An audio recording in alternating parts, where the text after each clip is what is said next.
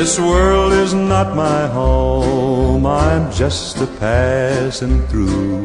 My treasures are laid up somewhere beyond the blue. The angels beckon me from heaven's open door, and I can't feel at home in this world anymore. Oh Lord, you know I have no friend like you. If heaven's not my home, then Lord, what will I do? The angels beckon me from heaven's open door, and I can't feel at home in this world anymore. I have a loving mother just over in your land, and I don't expect to stop until I shake her hand. She's waiting now for me in heaven's open door, and I can't feel at home in this world anymore. Oh Lord, you know I have no friend like you. If heaven's not my home, then Lord, what will I do? The angels beckon me.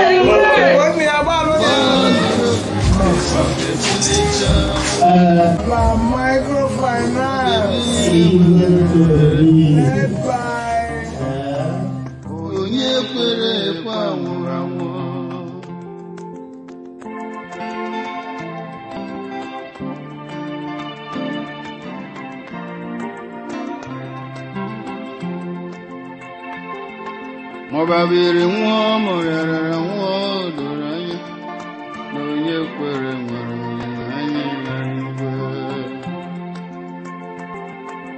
Jesus kena n'ime mbịa orire anyị, onye nya mbilite n'ọnwụ na ebube.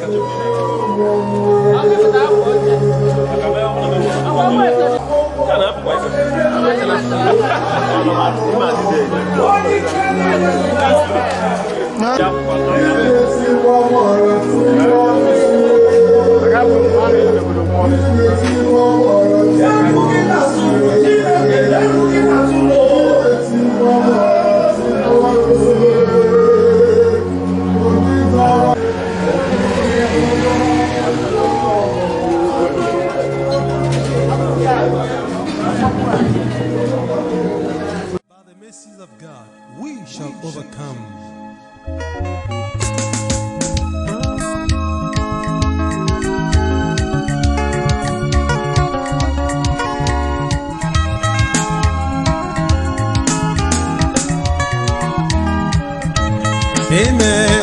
Heavenly race, I no go tire. Heavenly race, I no go tire. Heavenly race, I no go tire by the grace of God. Heavenly race, I no go tire. Heavenly race, I no go tire. Heavenly race, I no go tire by the grace of God. Amen.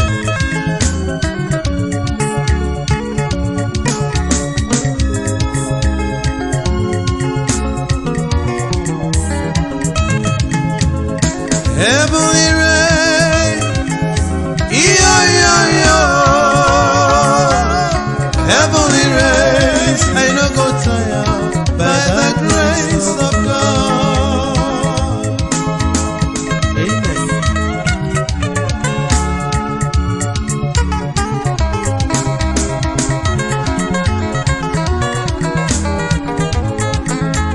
The way to life is straight and narrow.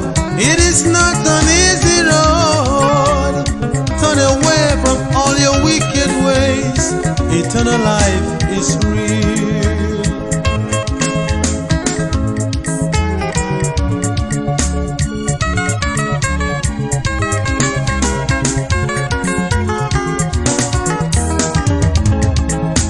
The just shall live by faith, but if any man draw back, my soul shall have no pleasure in him.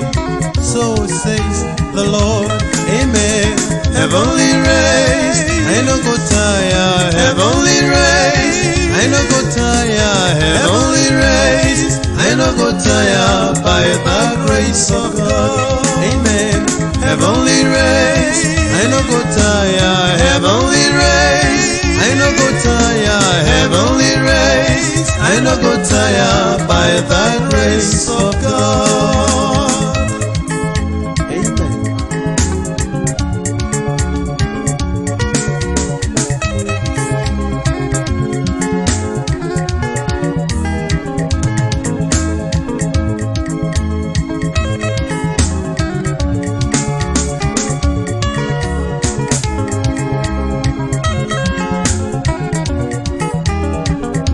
Amen. Heavenly race, I no go tire. Heavenly race, I no go tire.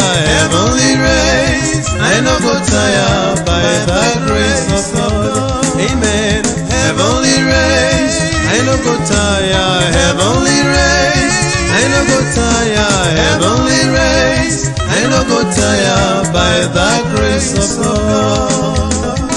I be you go tire. You no go tire, Joe. By the grace of God. Let's go.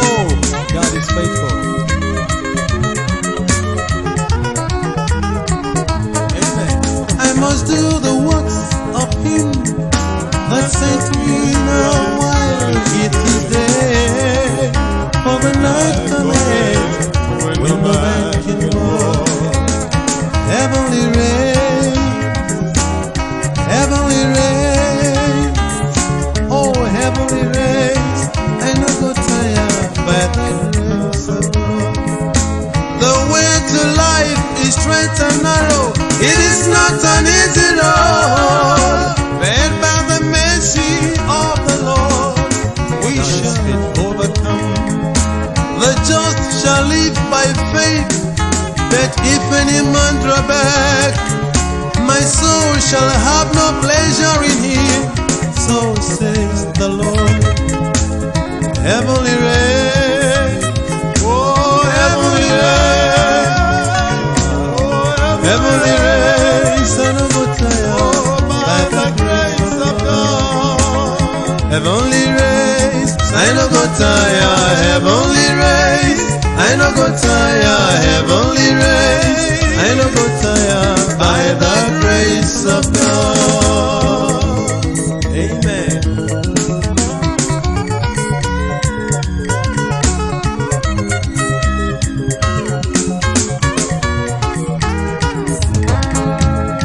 Heavenly rain, yo. Heavenly rain, I no go tire by the grace of God. shall live by faith. But if any man draw back, my soul shall have no pleasure in him.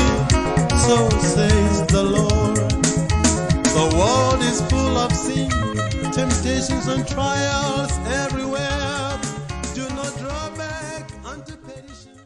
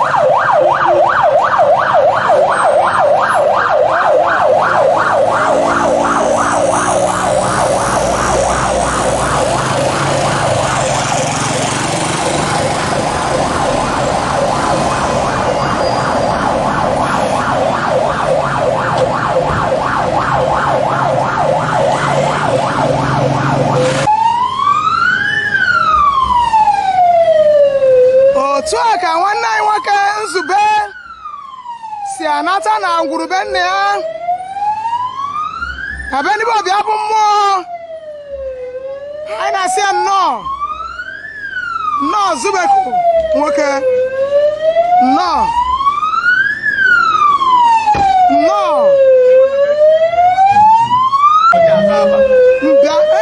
seta muno. My building, my motor.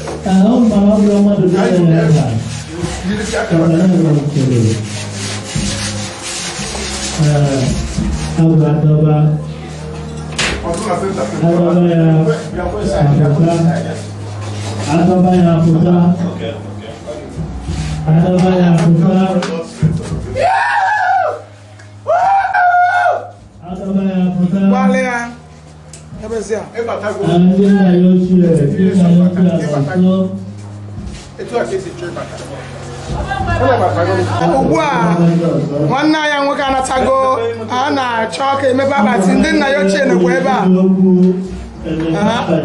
a meba, Patricia, no.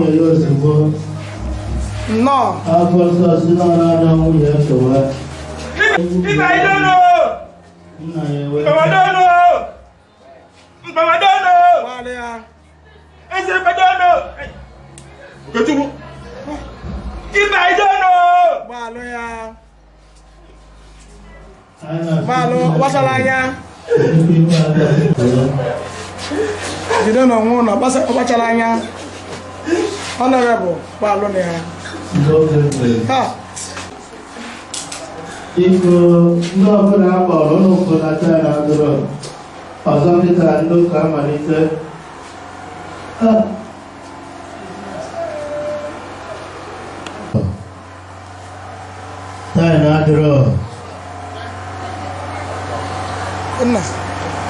Balon.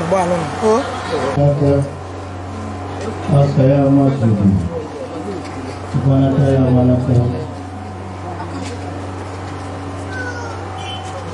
Orang masih punya dia boleh.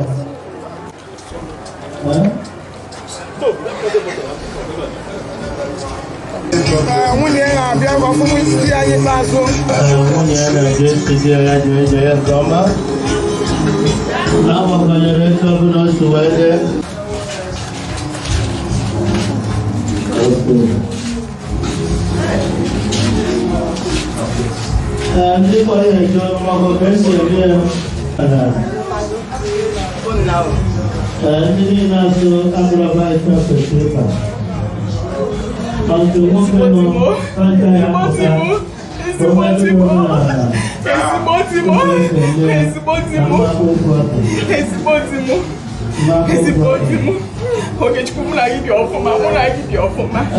Okechukwu chiri ha mara ezigbo mmadụ ka ebu. Amara m n'otu akọ ya. Amara m n'otu akọ ya dị o. Ama ịmara m ahapụ m. Ịmara m ahapụ anyị. Mana onwe ya ome. Ma hapụ na nyọ snap na kọmpisha. Hapụ na siva. Ịnụ m ọfụma ibi ọfụma. Onwe ifere eme. Chineke nwa maka ya. Obi njọ ọfụma. Ama m ị na-ebe ka mma. Ị na-ebe ka mma. Ama m ị nọ n'eluigwe na-afọ ya. Ka ị nọ n'eluigwe ị na-enye ya anya ọfụma. Ama m ị nọ n'eluigwe na-intercede for us. Okechukwu njọ ọfụma. Ezigbo dị njọ ọfụma. Find peace. I want to shall find peace. God go with you, Okechukwu. And when you say amen, I know you not leave us. Okechukwu, I'm a why? Okechukwu, I know you fight for your family to the end. You will not leave us, Okechukwu. Maki is woman. Obi give us a year for ma. Is woman the cable. Wow, look. How about that? Yeah.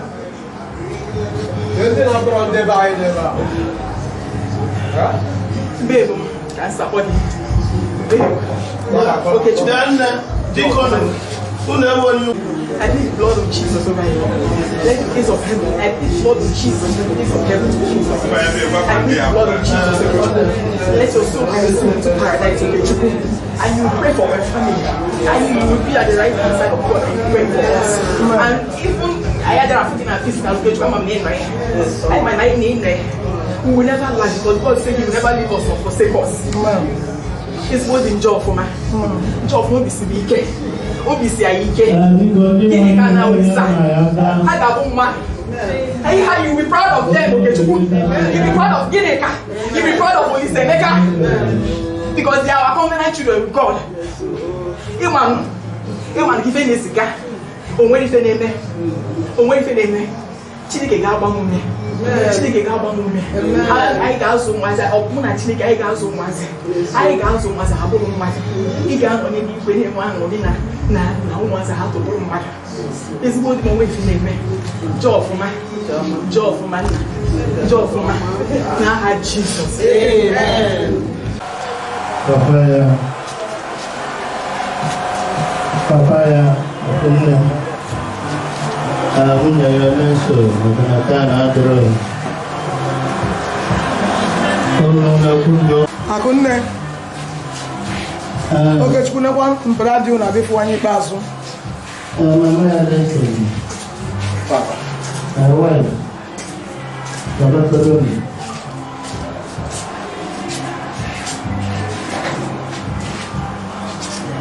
Mama na ndio mpicho.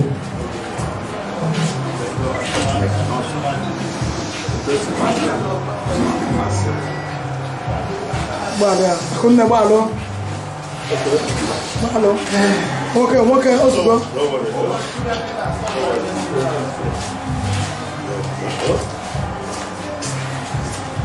Where you going now? Okechukwu na-ejegofu ya anyị ikpeazụ.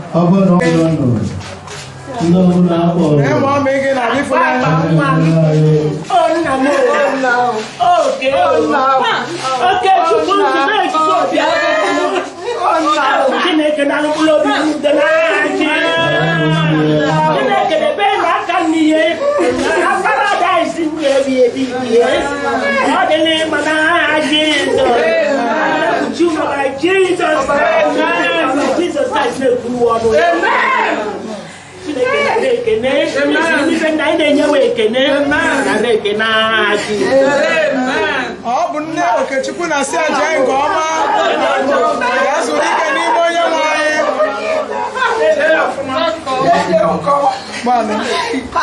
Gbalụ ya.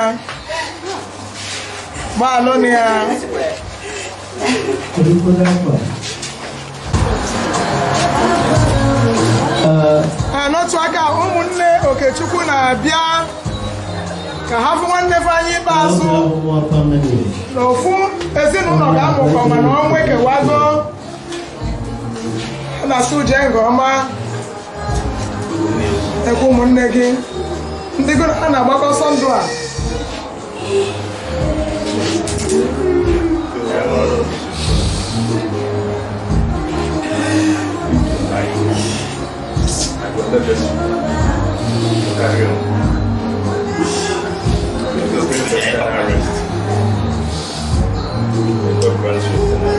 Amen. Hana saga kwa na nudo.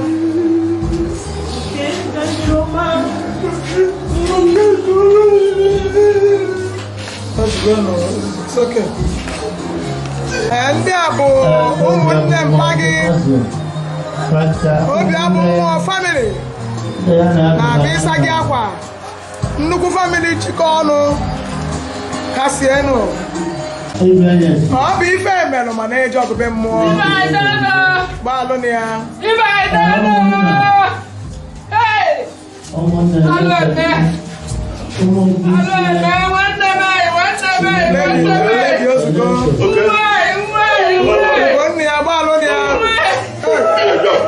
Don't worry. Don't worry.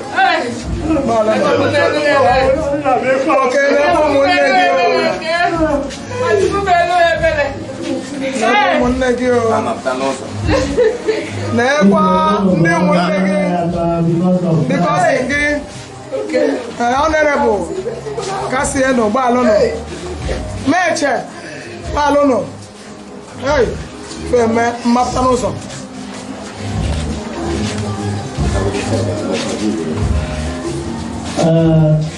Kasieno Ọmọ bísí Kabalo Òjòwò ọmọ Nàìjíríà. Àyà fúnpa Ògbẹ́fi Benjamin na Sagawa.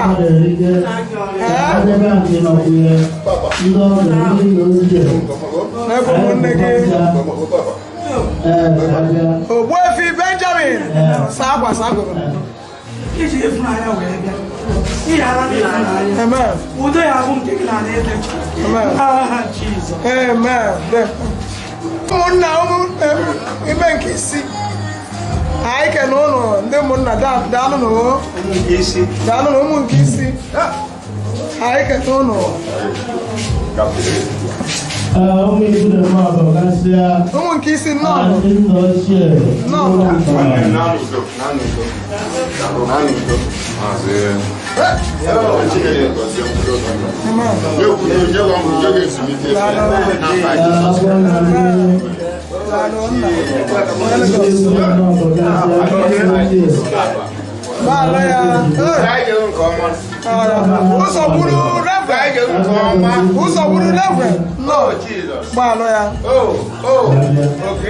ụmụnna ikwu na-eme anyị ke n'ụlọ fa bụ ịsa nwanne fa akwa baalụ na ife eme ma na-eji ọgụbe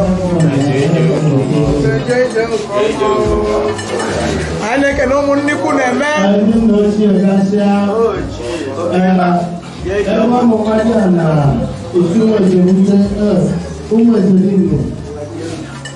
ochie fọmụmụ mpama anyị si ha nnọọ ndị nna ochie alụnụ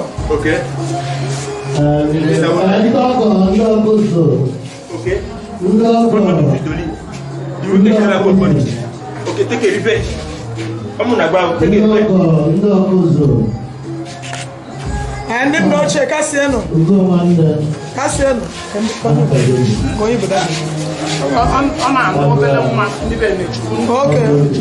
Okay, independent you could no. For Muslim, the team also Cadifon. What they are.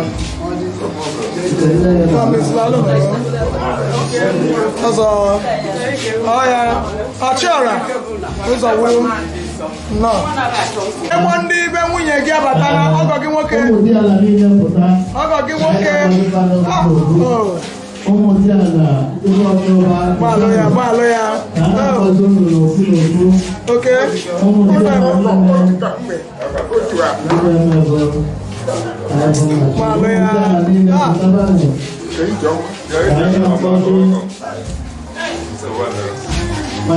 Ọ bụ ndị ọgọ gị Famakuzu mbọsị ọdụ ka ọ ya adụ iji wee kpasị ọgọ nwaanyị arụ mana udodo kasie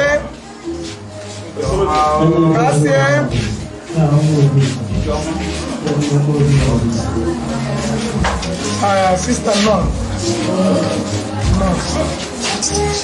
Mamulamo. Tu sai dem. Aqui se veje. Aqui se veje. Alu me pono. Obo mo alu eme. Alu me. Obo no mo alu eme. Alu me no. Obo ni fa. Obo ni fa sama. Okay. Ebo di tukuma. Odi aye man. Je nko ma.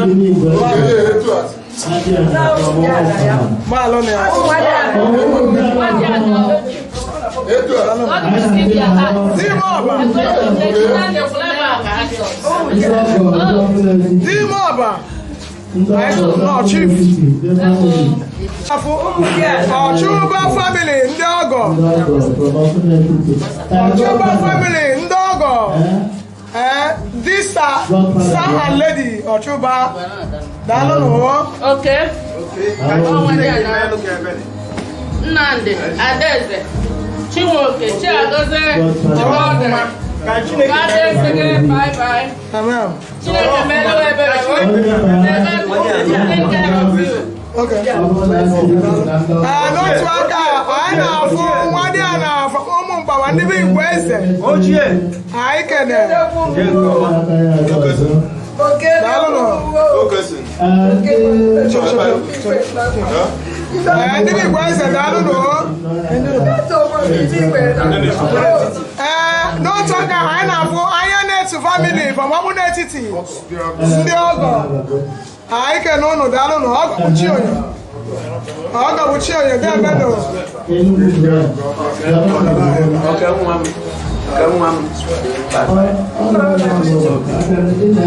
Papa from Enugu.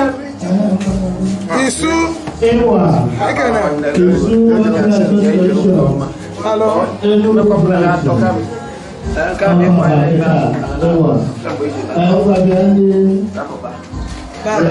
Enugu branch. I want Sagaba. No. Okay, this is what I'm saying. Enugu branch. When they get Enugu, they're gonna have to go bye. Malano. Abacharanya. Yes, hotel. I saw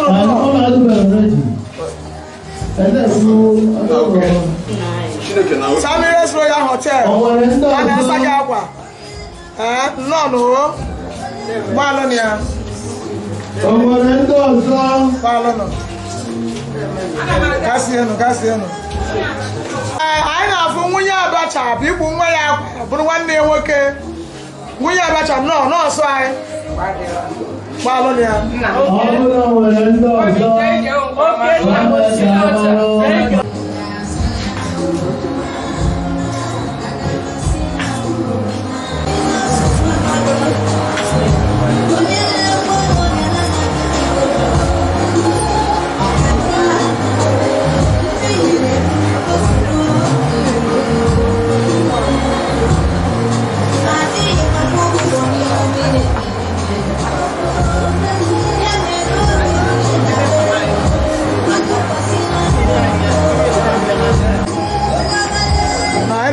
About microfinance led by where to be. I got a decide.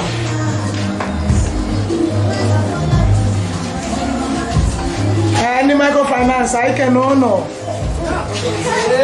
I say look at here. One them could not be okay, one could not be hey, what is unfortunate that you left at a time that we needed you. But God is the only one that knows the living God.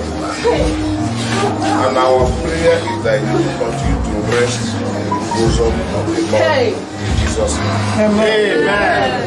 Your peaceful disposition and your heart was with the Lord. But the God knows the best. May your gentle soul continue to rest in peace. And may the good Lord comfort the people that you left behind, your immediate and extended family. God will provide for them. God will take care of them. in the name of Jesus. Amen. And the people you left behind the back, your colleagues, will continue to march forward and continue to remember your efforts in that bank. In Jesus' name. Amen. Continue to rest in peace. And you, my brother, my friend. Goodbye. I na send the microfinance cashier. Up if I am manager of Obiabunmo. Cashier no, all the cigar here, other Kurugo here. A chitin do I ain't on all. Cashier no.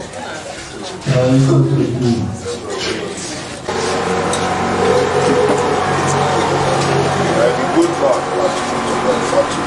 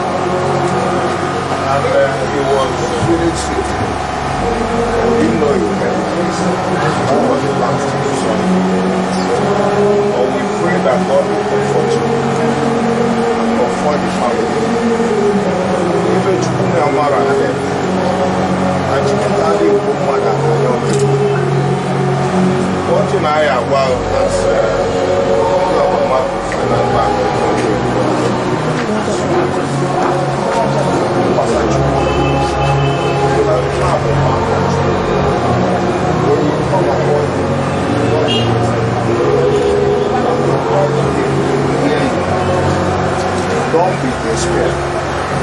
Don't be discouraged. Don't be moved. God is here. And I now will continue to remember you. In Jesus' name. Age that you live with for money. That's an amazing opportunity. That's come age, you have lost your children. And be here for the family and the rest of the stretching you. God empower you. God equip you.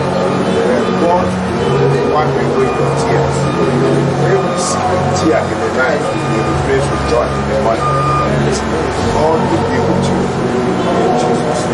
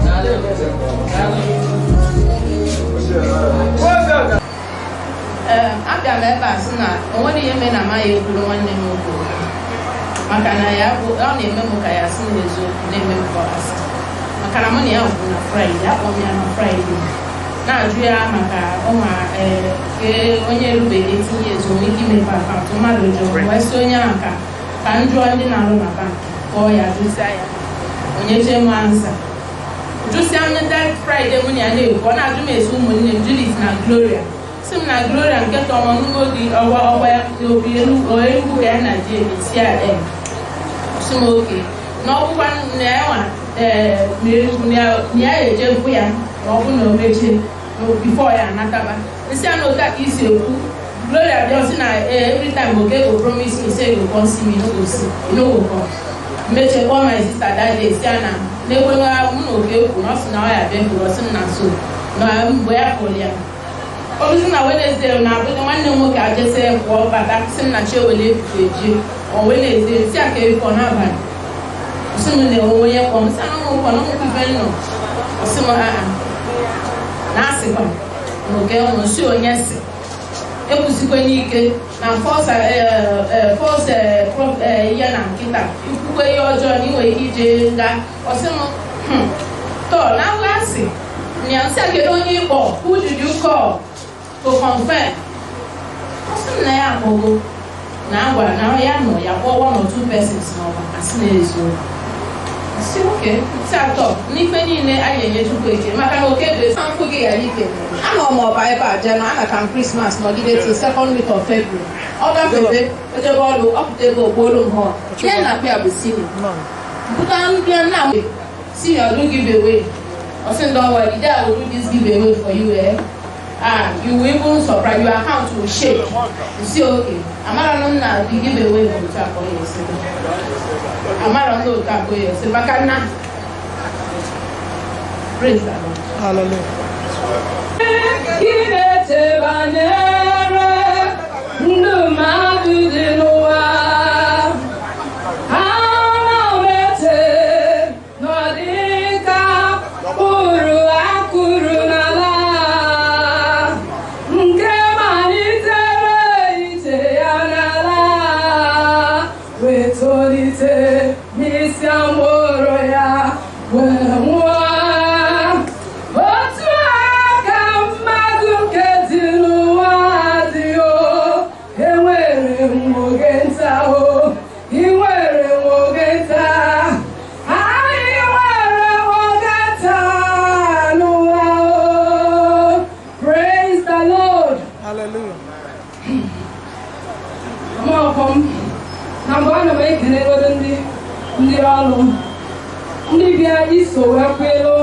Our colleagues keep us. I don't think I can go say Madney and I had Jesus. When I come to tell my car, who Obiabunmo, Mr. Okechukwu Obiabunmo was a good man. Also in our office, this is 2 years. This month is making it 2 years. But that 2 years also in it, all the like 10 years or yeah, in fact, although many things all impact in our lives.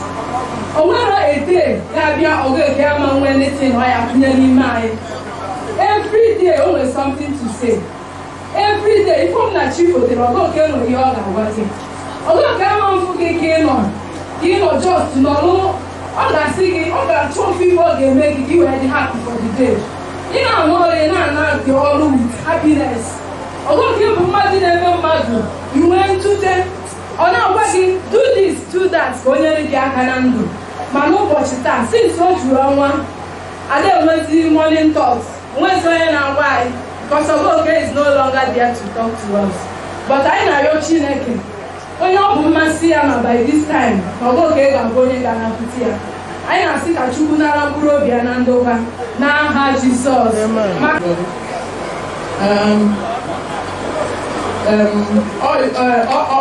fífi alcohol okay, Mama, I will do what I have to do. Okay? Okay, there's no more on you. Now, for Adam name, no more on you, only call okay. Mama, call okay. About my father name, Karudia, every name of flag girl, Amazing. Mona Adam name, where you. So now I'm a female okay, a well more okay.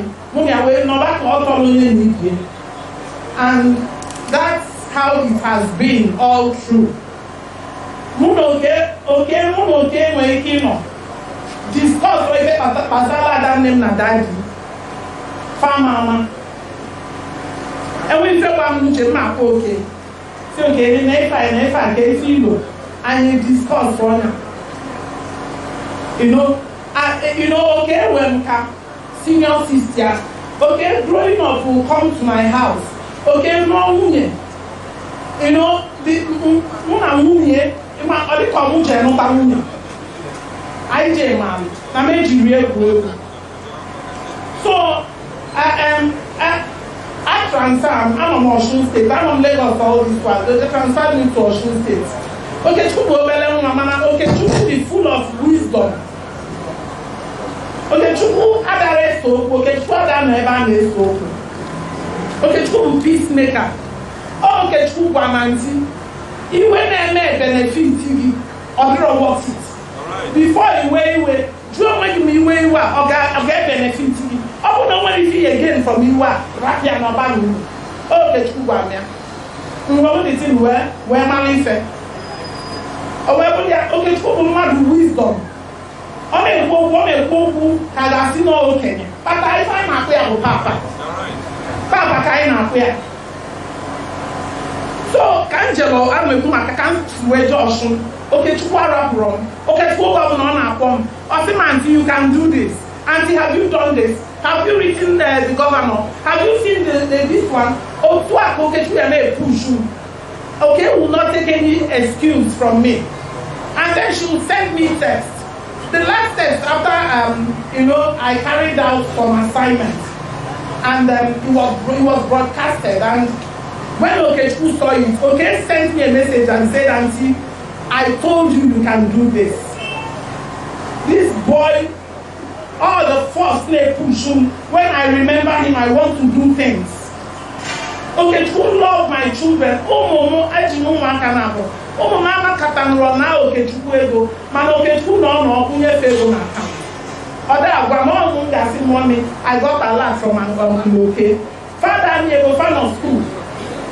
Okechukwu, I'm around how okay, brilliant chipata. I lose to Lumado. Okechukwu brilliant chipata. Okechukwu amaro is the love. If the bench okay, well, Malia, Makanoke, and I love Paginaga. So, no, if I'm a line, okay. I am a dog of Obiabunmo. And no one is a man of Chineka Amaro. Fine. The only thing in Nayobana, the blood of Jesus will speak for him. In this journey to eternity, let the blood of Jesus, that's the only altar that she raised in there, the altar of the blood of Jesus. Let the blood speak for him. Let the blood of Jesus open doors for him, even in eternity, in the name of Jesus Christ.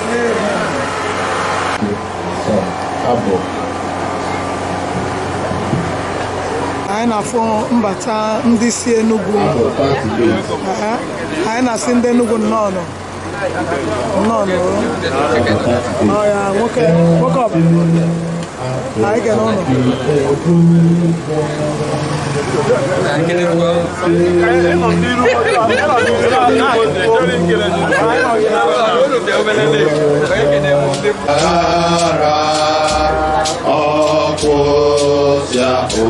I know that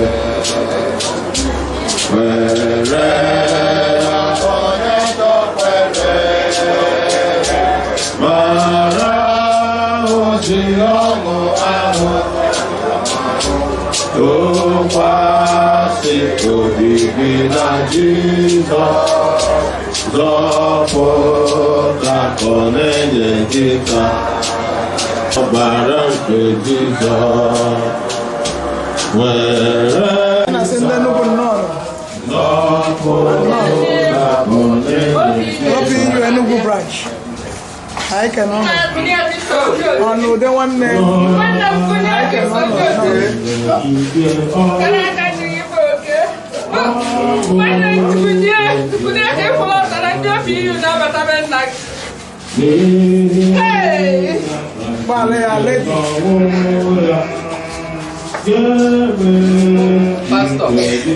Pastor never. Que devons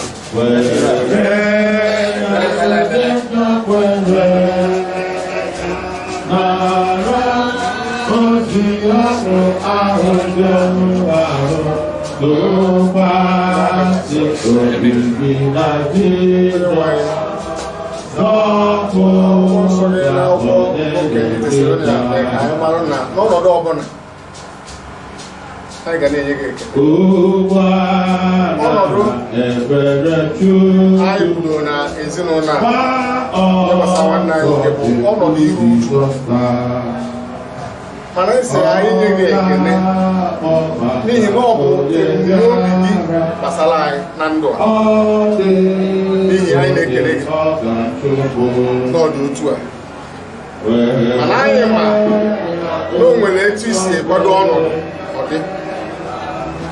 And I say, ka ọ gaa ije ya nke ọma. n'ụzọ a ga-esi wee nye aha nsogbu otuto ka anyị nọnyere ezinụlọ wee sị gị Chineke onye pụrụ ime ihe niile gwara gị n'ime ka ụbọchị taa dịrị anyị mma wee na-asị na ihe niile a ga-eme n'ezinụlọ taa na mmalite a ga-abụ ihe eji tinye aha nsogbu otuto ka ekene niile na otuto niile na ịdị mma niile na ịchịisi niile bụrụ nke gị n'aha Jizọs Kraịst bụ onye nwe anyị. a na-ekene OPU Enugu branch anyị na-asị ụnụ nnọọ nnọọ.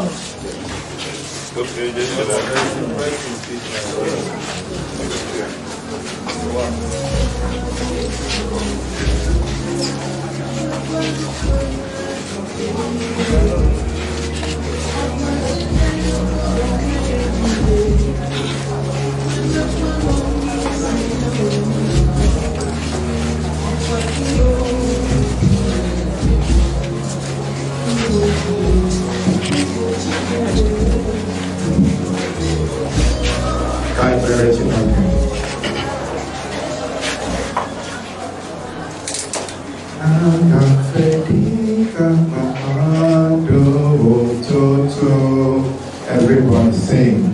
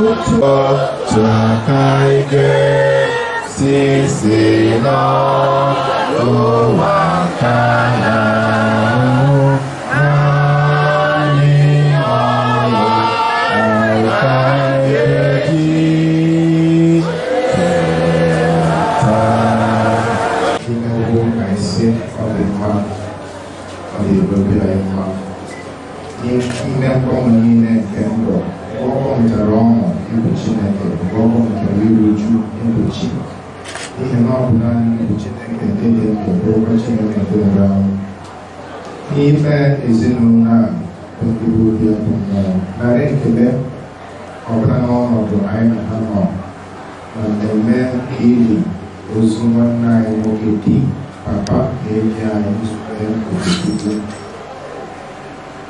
Onye nwe anyị adịghị ajụ ajụjụ ọbụla n'ihi na anụ arụ bụ mmadụ na-ekwute gị, ya mere kasị ezinụlọ a obi na ndị si ebe dị iche iche bịa na ndị ka n'ọnụ ụzọ ije ịbịa wetara ezinụlọ nkasi obi. Sikwara n'ọnọdụ a gosi mmadụ na mmadụ bụ ife na-akwụsị akwụsị. Sikwara n'ọnọdụ a nyere anya ka ịgba ọsọ ndụ anyị mgbe anyị nwere ohere ka ọ ga-abụ ụbọchị ọ ga-adịrị anyị dịka ọ dịrị nwanne anyị nwoke a. Anyị ga-eso na ndị ga-aba n'ọṅụ ga alaeze gị. Gọziere anyị ime ya rite mkpụrụ obi gị ụgbọ gị ebe anyị ga-abụ ndị a kasịrị obi n'ike nke mmụọ nsọ gị site na Jizọs Kraịst bụ onye nwe anyị. Nke nna na nke ọkpara nke mmụọ nsọ onye nwe anyị nọnyere unu.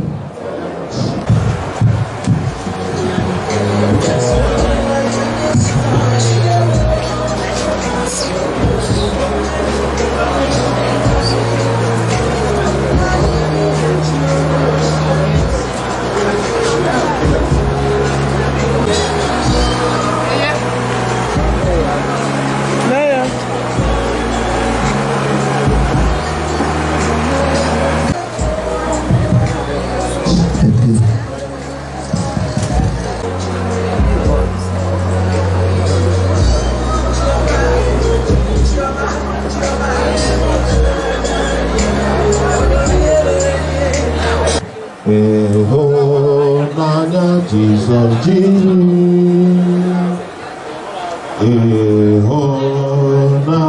Jesus, Jesus.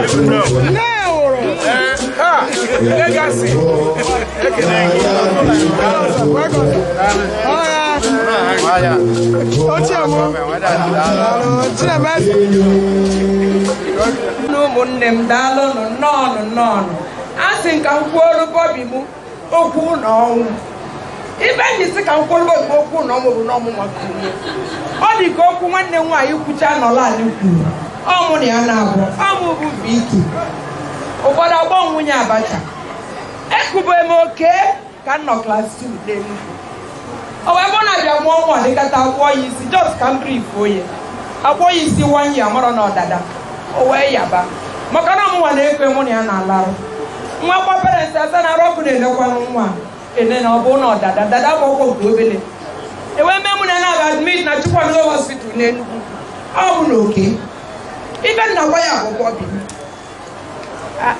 na Chukwuemeka hospital ka m si eje akwụkwọ nnata akwụkwọ na Chukwuemeka hospital ọta ka mụ na dis boy ka megide ọ gaa ije kwugo okwu ọ wee bụ na nwaanyị abịa n'otebewu ọ ya emegide gị intaviu obere nwa anyị jiri maka wee na-akpa apa oke wee bụrụ otu a ka onye esi wee ma ya mana atara m ya n'ife nwatakịrị ji amụkara ya Okechukwu bụ mmadụ nwee uche nwatasịa ife andada ọ na ebe ọ na-eso okwu dịka ndị kwuru egwu oke bụ mmadụ ọra nwa na-asị unu ka Chineke na mkpụrụ obi egwu n'aha ebe masịrị gị na-agadịla yota ebe masịrị gị na-arụ ekele. Praise the Lord. Hallelujah.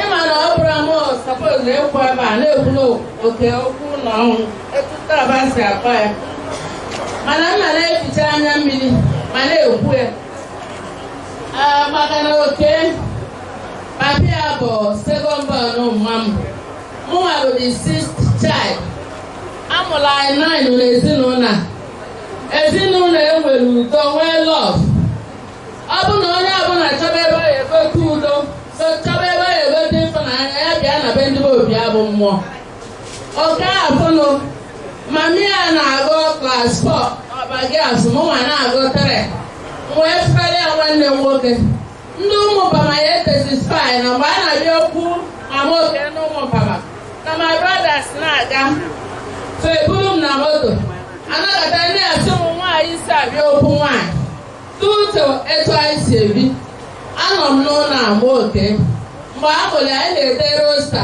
etu o ya esikwu ya awụsịa ya rụ n'ụtụtụ onye asị agwa m kubie ebe ụzọ bụ ịkụsigo kunye m ọtọ ọnụnụ a na-asị ya azọ anagata ma mmadụ apụta mgbasị onye a mgbakulu ịkụsi ike onye a anọ m ebe a ka nne n'ụlọ anya etu a ka nwa si eto emechie akwụkwọ anya n'Enugu maka anyị na-eji ku nwa o nwere ife ọbụla gosi na nwaanyị esi otu a wee gaa o nwere intelligent brain ya dị sharp ope mpe na-ekwu okwu ka okenye na-akpa agwa ka okenye ife na-akpa ya n'ụlọ abụ papa ka a na-akpa because my brain ya dị very sharp and ọ bụrụ onye na-achọ nsogbu amara m ha many grandchildren enwe ebe a mana oke na-akọdineti ya na Obiora ha na-abụ na-akọdineti birthday onye ọbụla oke ya bụ onye a na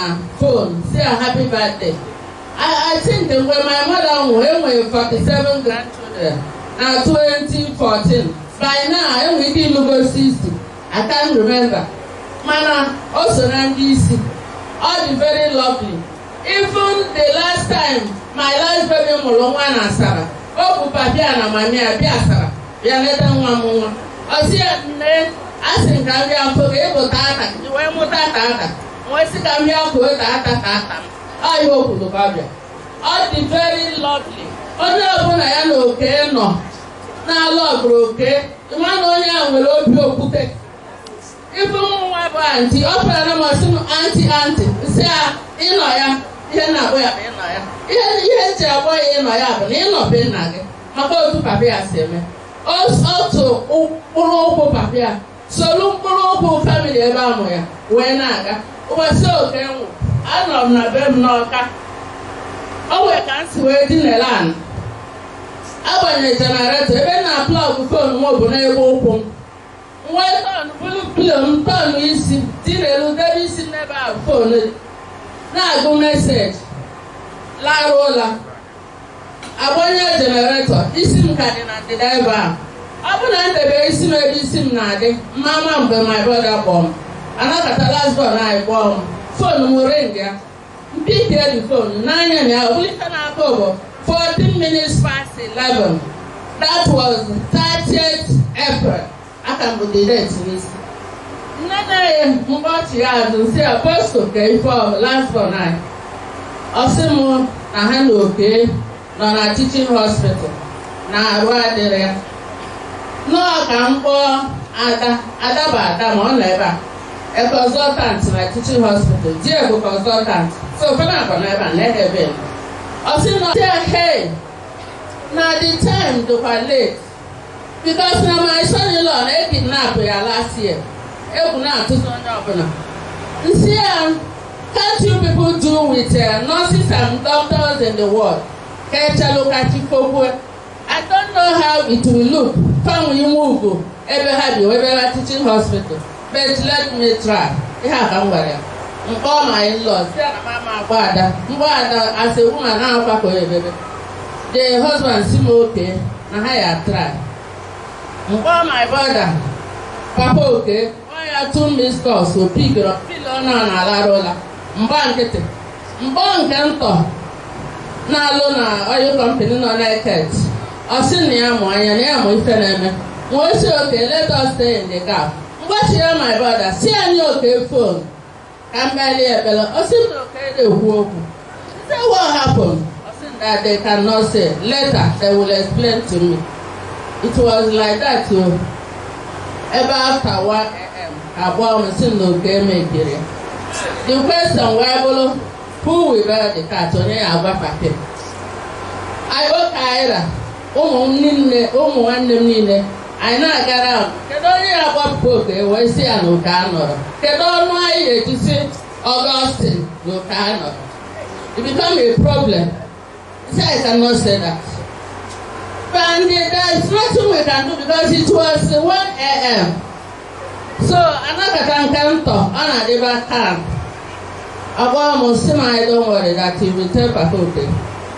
O wee gbapụ oke si ya ọkụ ma na arụ adịrị oke na ọ nọ na teaching hospital na ọ ka ọ gwa gị na oke ahụ arapụgo. Just calmly like that. That was it. Ọkwa ebe a ka anyị nọ taa. Ife na-ayọ ọnụ biko nwunye oke obere nwa mama ya nwụrụ last year. Oku nwa dị less than 9 months n'aka. N'epapịa dị ọkara ya bụ ihe a dị n'ebe n'emami ya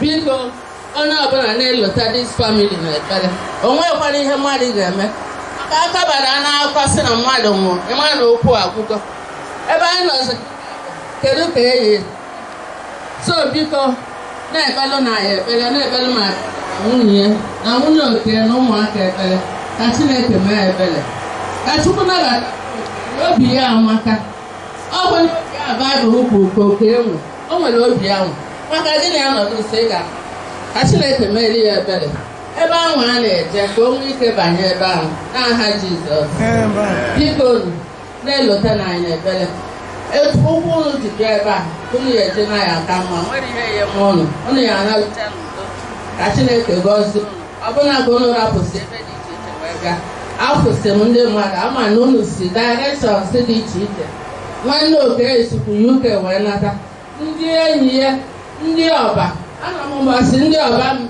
bịa fụ papịa n'Enugu I was there akụmfe ebe a daalụnụ ndị okwu ịwa Enugu daalụnụ ụmụ ọgbọ ụmụ abụ afọ m ọnụ daalụnụ ndị ụkọchukwu na ndị ọrụ dị iche iche ihe ọmụmụ abụ ana m ekele ndị ọka anyị ndị be akamefuna daalụnụ ndị ikwu nna anyị ndị be ekwuna na ọgụzụ nnọọnụ ndị enyi ọgụ Okay. Na ndị microfinance bank gbasara oke nwụ 6 o'clock rapụ ọka wee bịa ebe a anyị ma abatara na ndị microfinance bank bịa ebe a testimony unu na-enye n'isi oke dị oke. Ana m ekele ndị be na-echukwu ndị ọga anyị na-ekele ndị be eme ebe oke ụmụ nwa dị anụ ka Chineke mere anyị ebere ka ọ kasị anyị ụmụnna ndị ụmụaka ndị iche na ndị dị iche iche n'ebe a. Chineke edu n'ụlọ n'udo n'aha Jizọs.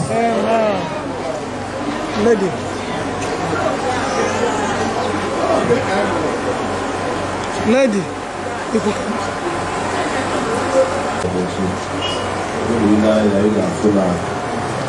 the weather is changing more and more. So I got like it. I'm a little Abamosu officially. I know a young girl who wants to go to the theater. I'm going to go to the party. What happened?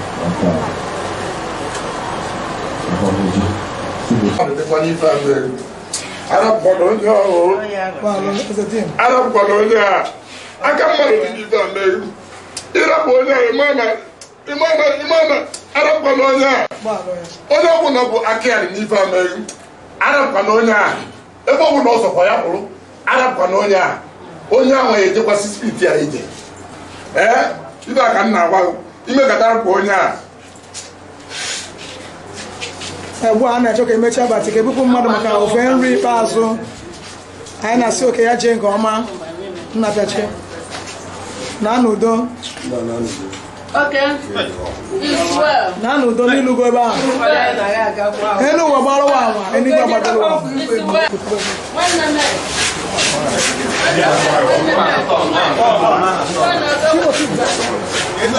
Eba.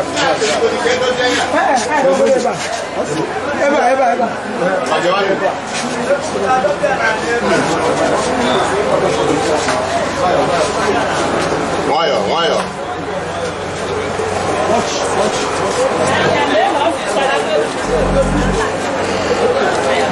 Dogoreba.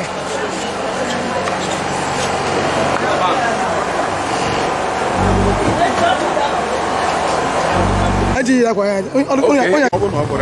O make us even now. Papa kwa ya rusinaru Chineke. Oya bibe.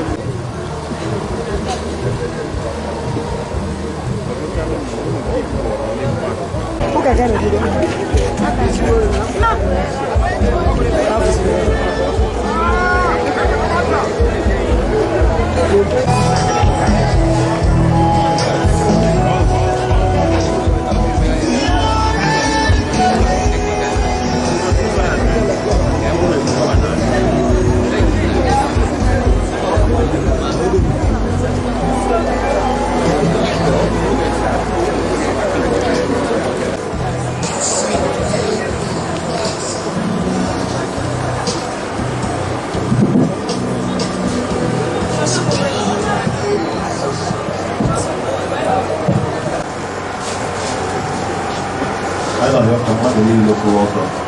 People allow for program as workers, so they will find a white young worker.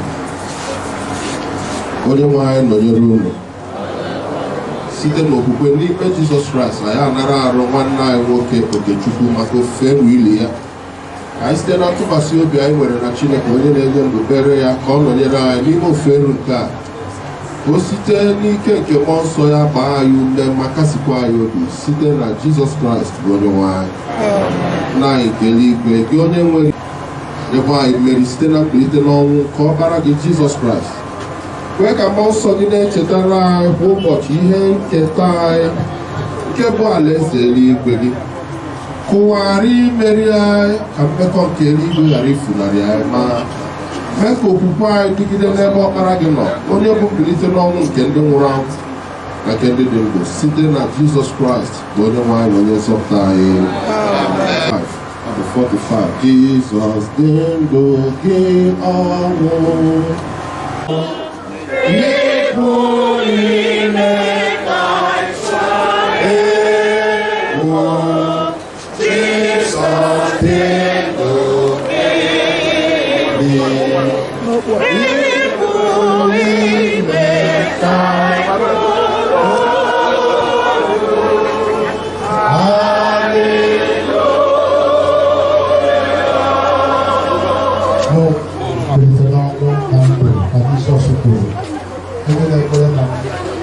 asị na ọ nwụrụ anwụ ọ ga-adị ndụ ọzọ ọzọkwa onye ọbụla nke na-adị ndụ ọ gaghị anwụ ma ọ na-ewe mgbe ebighị ebi.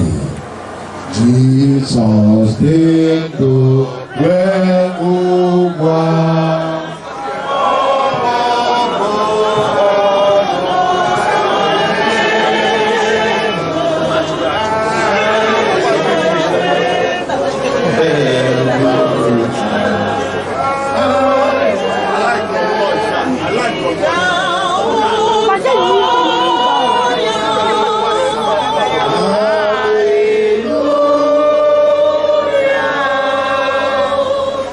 onye mgbapụta m dị ndụ na ọ ga-ebilikwa ọtọ n'elu aja n'ikpeazụ mgbe emebisikwara akpụkpọ arụ m nke a.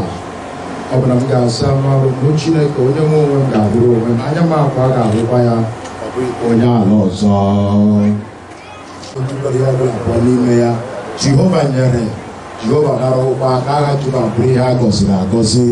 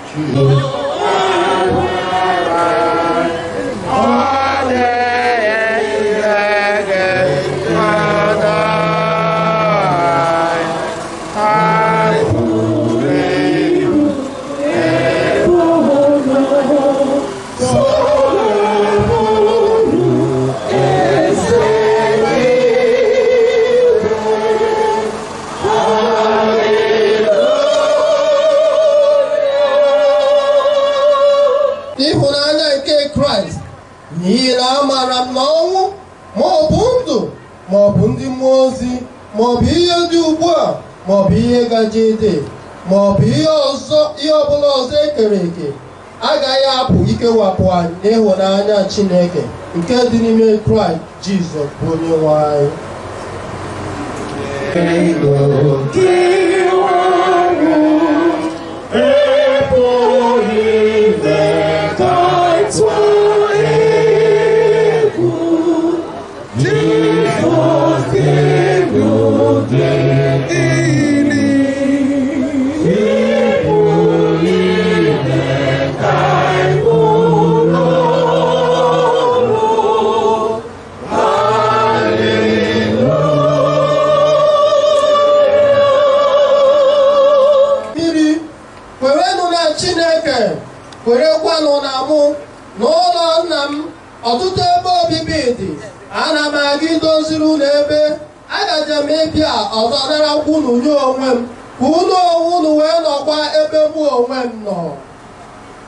ụmụnne m. Onye nwe anyị Jizọs Kraịst kwuru sị, bịakwutenụ m unu niile ndị na-adọgbu onwe unu n'ọlụ, ndị ebe ụkwara ibu dị arọ, mụ onwe m ga-emekwa ka unu zuru ike. N'ihi nke a ka anyị kpee ekpere, kelee ekele maka ndụ nwanne anyị nwoke Okechukwu, ebe anyị maworo na ndị niile asaworo n'ime ọbara nwa atụrụ ahụ agaghị izu ike ebighị ebi n'ala eze nke Chineke. Ka anyị kpere Chineke. Chineke onye okike na onye mgbapụta nke mmadụ niile, anyị na-arịọ gị ka inye anyị na ndị niile nwụrụ n'ime okwukwe ezi ihe nketa niile nke nzọpụta nke sitere n'ahụhụ na mbilite n'ọnwụ dị ebube nke ọkpara gị bụ Jizọs Kraịst, ka n'ụbọchị ikpeazụ mgbe ị ga-ekpokọta ihe niile n'ime Kraịst, ka anyị na ha wee nwee nkwekọrịta nkwa gị niile n'uju nke a bụ arịrịọ anyị site n'aha Jizọs Kraịst bụ onye nwe anyị na onye mgbapụta anyị. Chineke, n'ihi na ị kere ụmụ mmadụ n'oyiyi gị, ha wee na-egosi eziokwu gị na ihe gị, anyị na-ekele gị maka ndụ oru gị bụ Okechukwu, n'ihi ịhụnanya na ebere nke ọ natara n'aka gị wee gosipụta ha n'etiti anyị.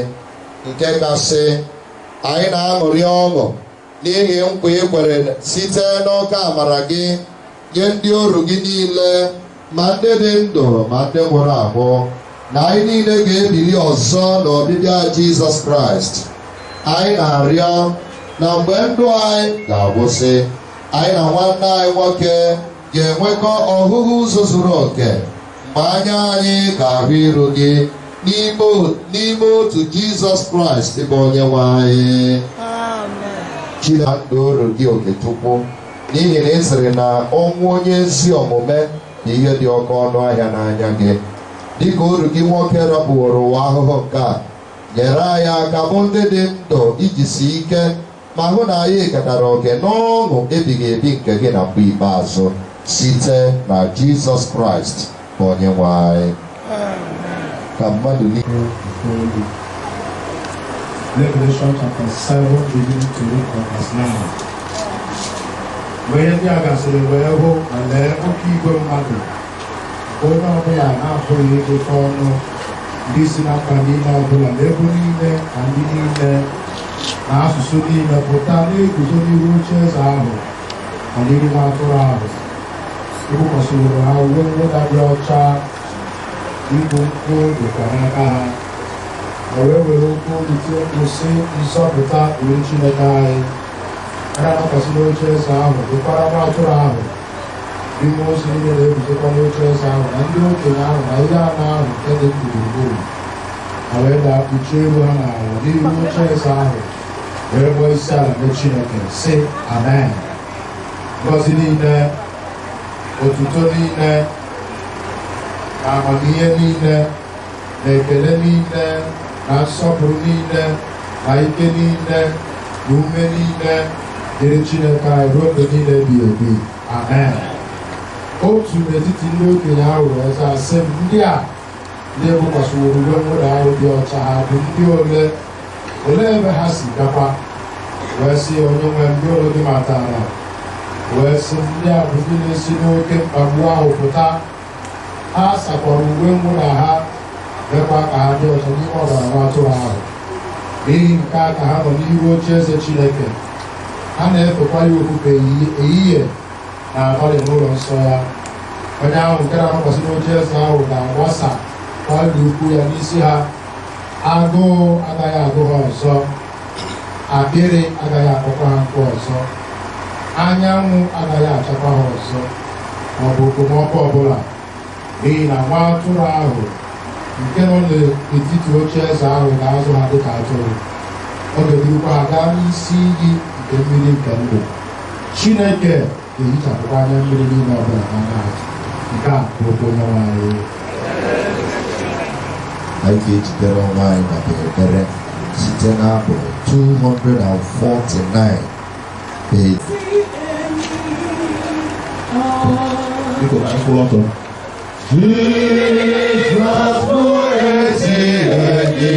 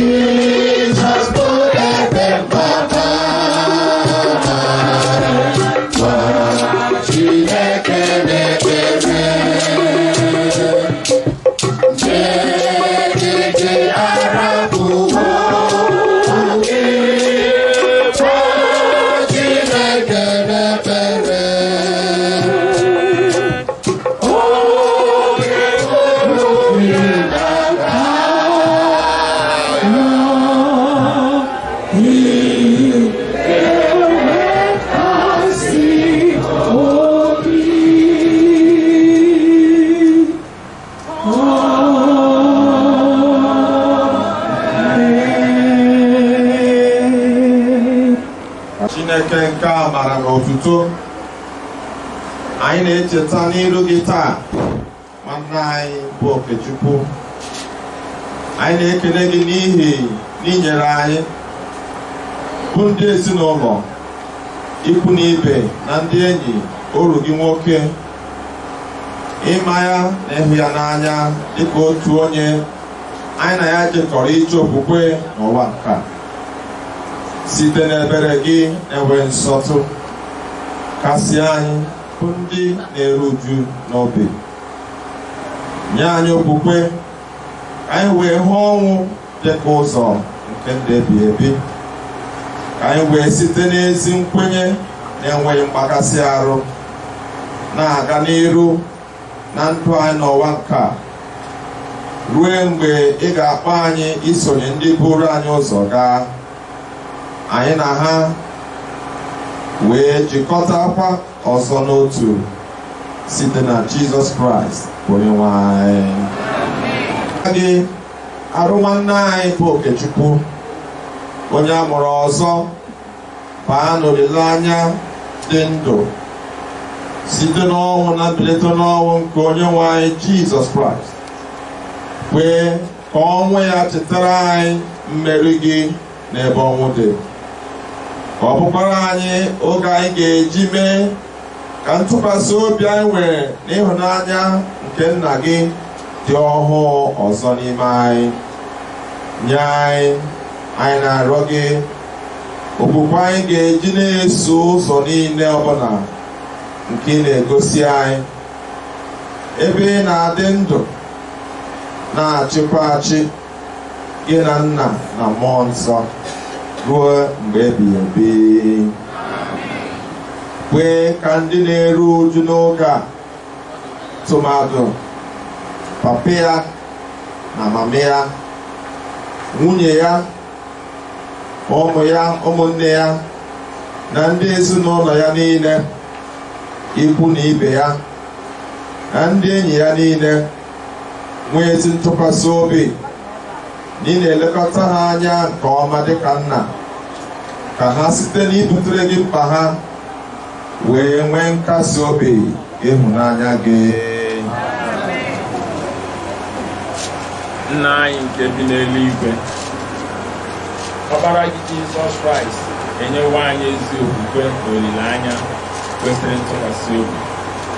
Nyere anyị aka ka anyị were ezi okwukwe na ezi ntụkwasị obi anyị nwere na gị wee nagide ihe iru uju nke a.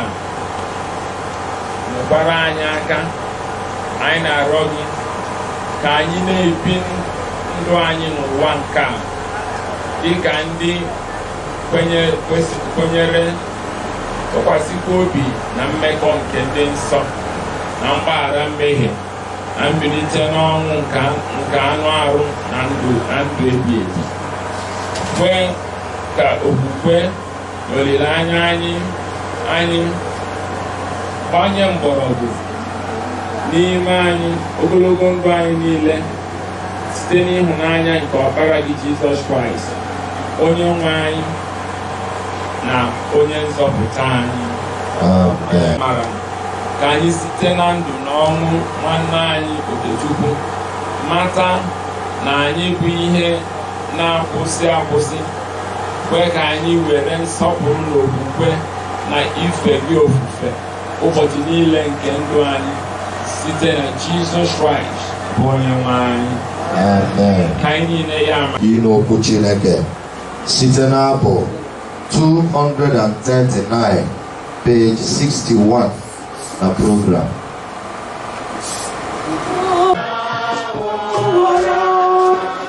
Otu aka ga-esisi n'ụwa kala naanị n'alụ ka ga-eji cheta naanị n'ọlụ naanị n'ọlụ naanị n'ọlụ ka ga-eji cheta otu aka ga-esisi n'ụwa kala naanị n'ọlụ ka ga-eji cheta. Agajọ ịma ndị ọzọ ga-anọchi n'ọrụ ọrụ n'obi agụrụ ịma ndị na-agụkpụrụ ga-abụ n'ụlọ ihe ncheta ha ga-abụ ọlụ ha.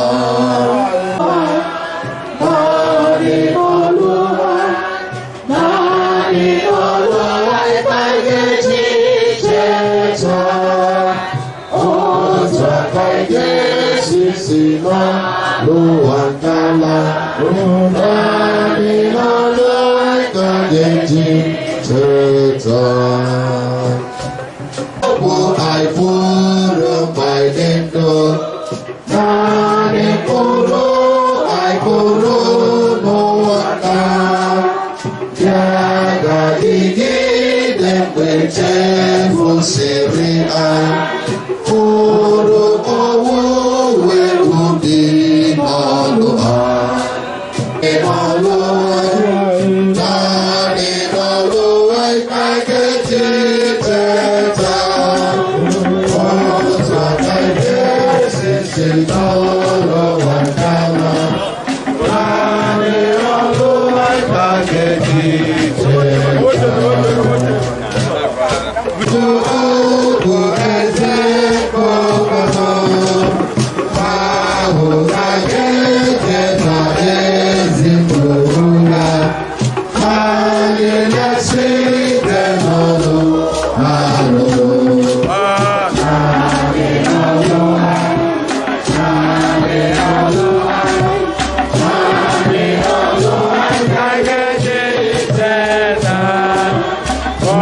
what I guess is in Aloha, Tani Aloha, I get it,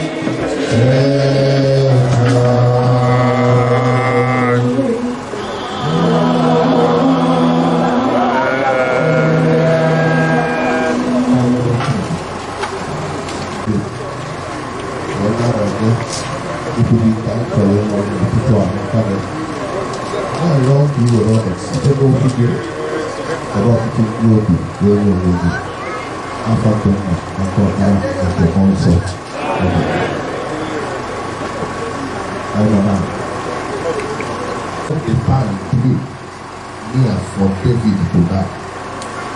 He gave a charge to Solomon, his son. I'm about to go the way of all the earth, he said. So be strong, show yourself a man.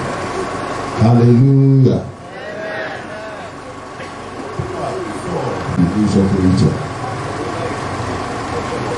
If you feel that you better listen and go up. Mmadụ ịnọndụ n'enyi nwa ọmụrụ ọ na aghọta ife ndị gburu gburu. One of the pains parents na-pass through bụ na nne maọbụ nna nọ ndụ n'enyi nwa ọmụrụ. That's an abomination in Israel. And on that note, I would like to pray a prophetic prayer for this family.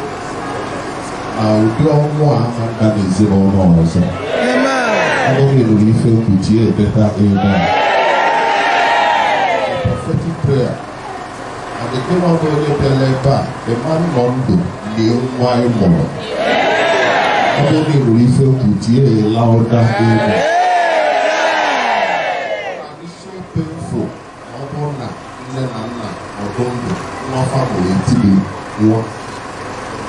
And I discovered from the scriptures Abraham any wrong and about Isaac.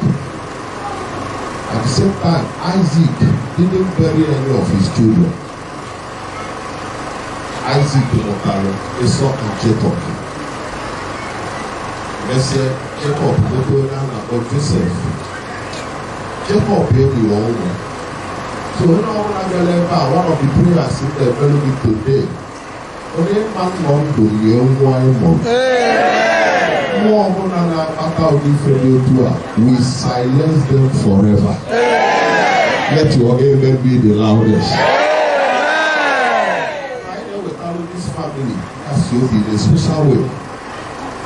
Because when one year about the Lady Barrister.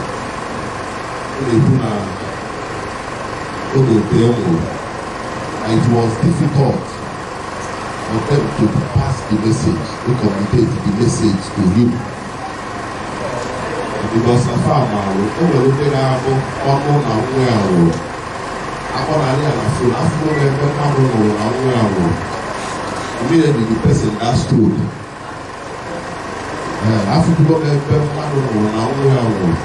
Títí yóò fi gbogbo káàkiri àfihàn mẹ́fẹ́ adùnmọ̀ àwọn àwọn isi bẹ́ẹ̀ àríbàdì wíwá lọ́sí àkọlẹ̀ àfihàn sí àwọn àwọn òkè bóyá náà ju ẹ̀sìn àwọn òkè àkọlẹ̀ àfihàn wọn kọ́ ọbẹ̀ ẹ̀nà díò ilé ìdáàbọ̀ ọdún máa nà fóònù sí àná wọn òkè àwọn isi ẹ̀kọ́ ọ̀nà àzùgbò and she didn't recover from that. So I am also praying a serious prayer over this family. Ọmọ náà ká mmadụ bụ alụmdi ife dị otu a. Anyị na-asị ka aka afọ gbọọ nwa. Afọ na-akpọ. Ọmụrụ mmadụ ka ekwensu plantị ka ọ na-akpụrụ mmadụ n'ezinụlọ a. I pray today that this will be the final one. Alright, back to where we just read this morning. Now, 1 Kings chapter 2, verse 1. Bible says, when it was time for David to die, when it was time, or when the time drew near for David to die, and before they go see Ayeko, now, one of them was that. Ofu nsogbu fly well our generation bụ ụfọdụ mmadụ amarọla na wow. Ụfọdụ ndị na-eme kidnapping, hired assassinators. Na-eburu mmadụ na-aga n'ụzọ fe eburu ya baa n'ime ọfịa. Debe onye afọ n'ime ọfịa, a na-akpọ na phone, a na-efe mmadụ ọrụ. Ụfọdụ akpọ 50 million, ụfọdụ akpọ 100 million, ụfọdụ 20 million. And then negotiate. Emegide abụọ ụgwọ. Ụfọdụ n'ime ndị na-eme ife a amarụ na mmadụ. Ụfọdụ ndị bụ ana adịghị mma n'obodo. Majority of them amarụ na mmadụ na-awụ awụ. Ụfọdụ ndị alụlụ ana enwere n'obodo amarụ na mmadụ na-awụ awụ. Bible says when it was time for David to die. And actually, this word sink here in your heart.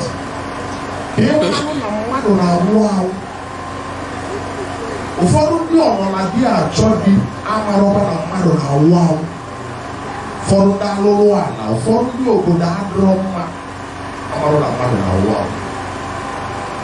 But the Bible says now when it was time for David to die, anyị ada like ka mmadụ nwụọ What do you like to go to? In fact, one will go to 120 something years. Only 128 years. I was shocked that the day I named the man. So many, my own there, but I said, never have first to this year, only 120, the river and all the leg. The river on the leg. In fact, all of the boys they see where or carry where a poor man was go. I wouldn't know why it out why you better. I thought fan na your can on there. I said, no, I said, I had a very fair man. I had a very fair man. 158. I was shocked. Now people were crying. Because I had that light and I said, I'm not over how. But from wherever I go this morning, we got to understand from even our walking, Bible says when it was time for David to die. Oh yeah, but I'm because my Nandi na about to Alpha. Follow the Alpha say. Ọnwụ ama egbu ụfọdụ asị ọnwụ dị njọ ụfọdụ asị ọnwụ egbuzina kedu ndị ọzọ a na-abagasị ọnwụ emerie ọnwụ asa anya kedu ife ọzọ ọnwụ biko ya a na-ayọzi ya biko ya egbuzina n'otego ogburu ọnwụ dị iwe ọnwụ dị njọ and so many other names a na-aba. Because na ya da like ka mmadụ nwa. Mana David na-egosi anyị today na mmadụ na-anwụ anwụ. Mmadụ na-anwụ anwụ. When it was time for David to die. You know, when it was time for David to die, o wee nyebe nwa ya nwoke a na-akpọ Solomon ndụmọdụ. Everybody you see, mmadụ ọbụla nọ na ndụ a must die. I know what I'm going to do. Oh, when they big privilege, the fact I was in 1995 or when I was 17, 16, when I talk about the new one, when I like it, all and I have a prayer for somebody in why gay. Tell them the Lord get that now. I was in I will see all I get me. What do I like? All see our onye ọzọ abịa ebe a bịa bichie onwere nne na nna ga-ala ike fasụsi ụmụaka taịm ụmụaka a ga-eji tọn n'efe anya si na fanọs nwere na-ala ike ka onye ọbụla ga-ala ike ọ bụrụ na ọ gụsi ụmụaka ka ụmụaka zụa. But David is trying to remind us this morning that everybody ọbụla nọ n'ụwa must die. We don't want people to die. All that but I will follow the man who we cry and cry and cry. Okay, was privileged to stay only 43 years. I see that as an untimely death. Sickness or brother. But whatever happens, I am praying earnestly today. No, the one man that is also.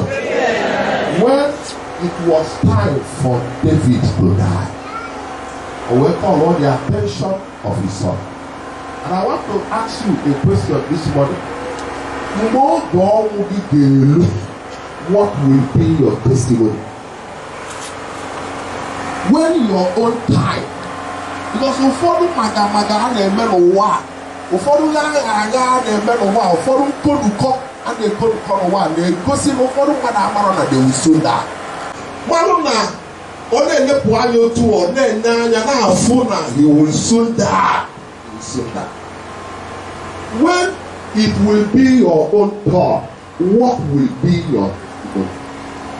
Bible says he called his son Solomon and said, I must go the way of death. I must go the way of death. That's the father talking to his son. I must go the way of death.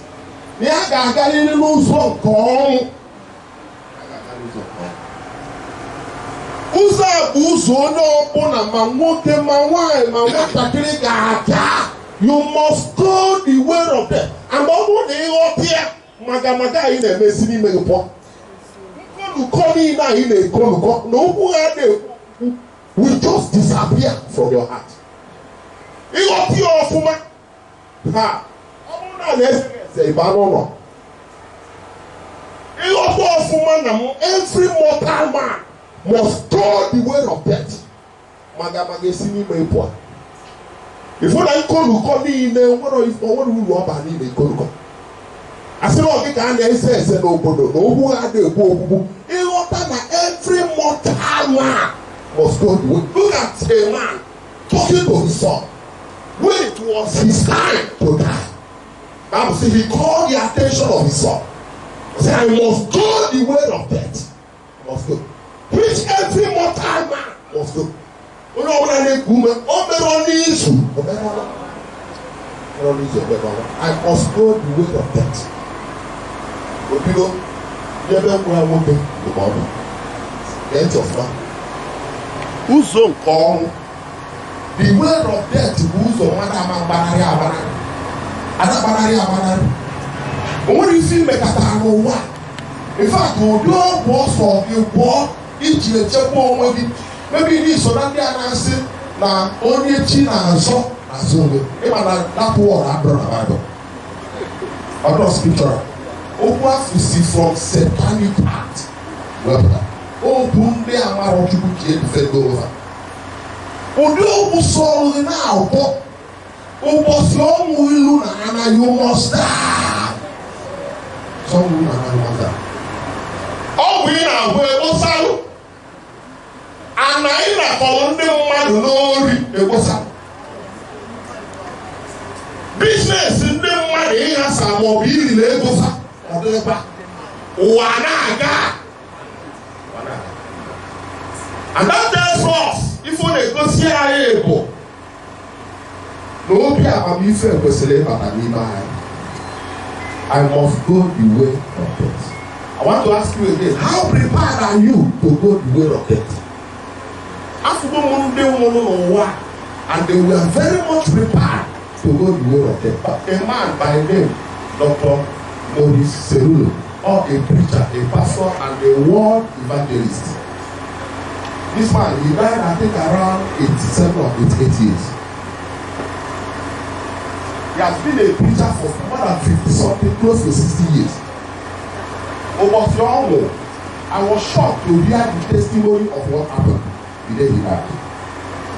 Along the line, I see more people that take one or two.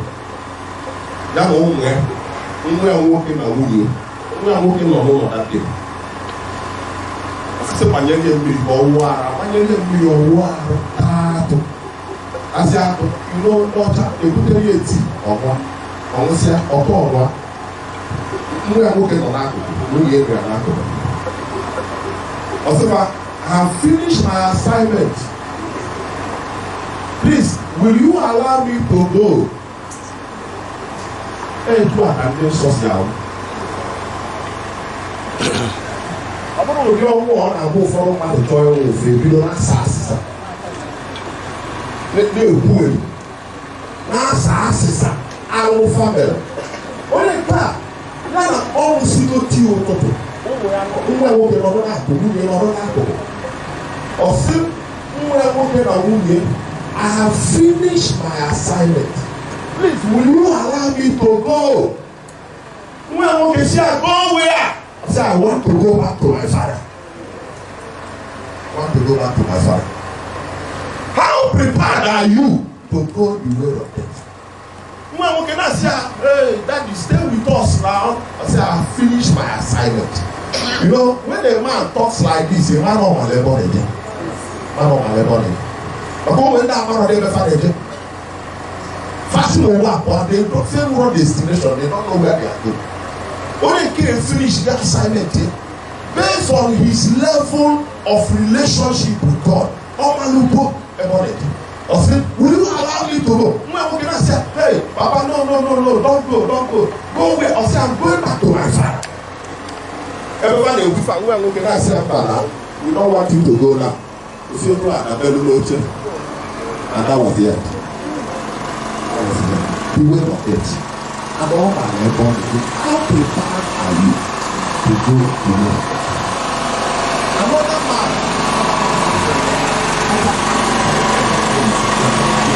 by saying this, where will you go if you leave this earth? I want to see more wapwa, a better image. I want to see more wapwa who gave him a weapon at the age of 43. Very untimely. I want to see more wapwa. Where are you going? Are you going to heaven? Are you going to hell? Permit me to remind you before I drop the mic that there is heaven and there is hell. Follow us as we pray. Wamo uduwe aige mambare niwe. Wamo uduwe aige mambare niwe. Aige uwata yano ualedo. Yana papando tobastere ejitoya. Hallelujah, wamo uduwe aige. Hallelujah, wamo uduwe aige mambare. Everybody say, oh, aige water do ole. Hallelujah, yana papa no tubasere ejitoya. Get out of people who get better. Bello will get better. You get so that you water. You get so that you water. Now, but you will get better. Si tu n'es que de remarquer, au profond pour la déboule à fion. Can you water? Where are you? Nambara. Parler pour naï casserole comme wa mon monsieur fait une wa anacho nambara terrible. Pray for yourself. Only never you know you have not encountered Jesus. I think this is the best of the best opportunity for you to make peace with Jesus. Oh, okay, but the last crusade go get Oladifa. Last crusade that play a waste of time, a waste of privilege and opportunity for yourself. Lord, I know I must go the way of death. Help me to get myself prepared. So that the day you will call me home, I will not miss the road to your kingdom. Finally, I want you to pray prophetically. No, they all do to Agaga so they say no. I pray for you as a mother, as a father, you will not bury any of your children. Can I hear a louder amen? I pray for you today, you shall fulfill your days. Your life and destiny will not be cut short. In the name of Jesus. I pray for you today. We set that altar on fire. And we declare today the hand of God be released upon your life. Thank you, Father, for answering our prayers. In Jesus' mighty name we have prayed.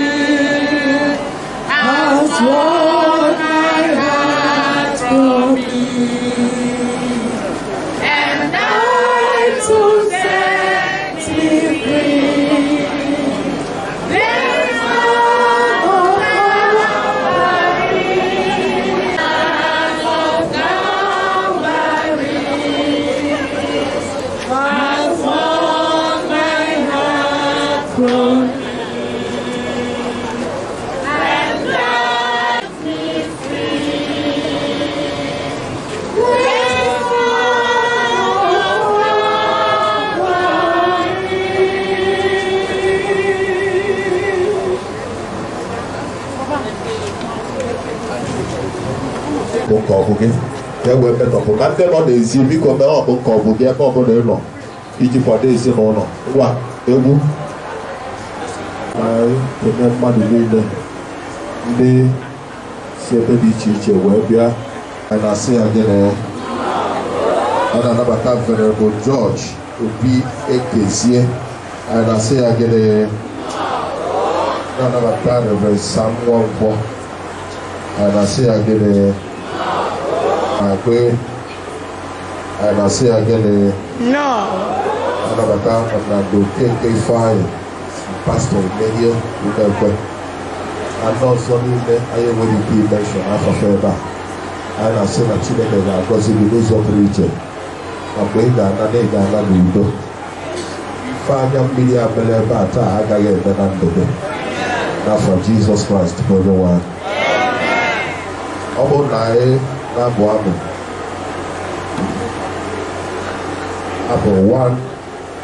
188 ọ dị na page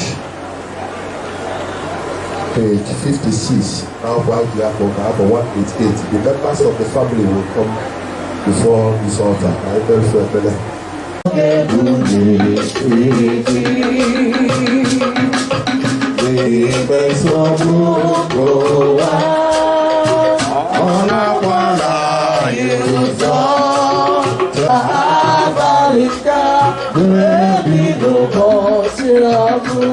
No more cheer.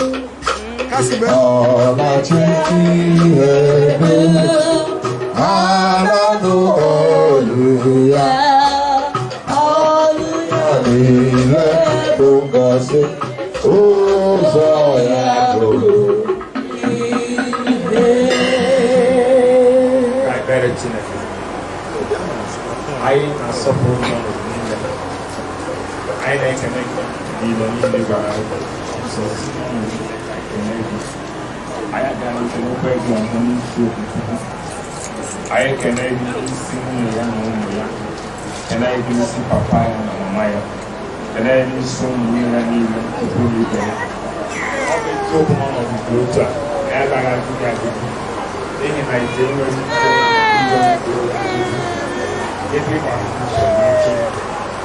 I never see that. I got you looking at church one night. I love your man. Who says you know? Because we'll be testing a pin or chineke.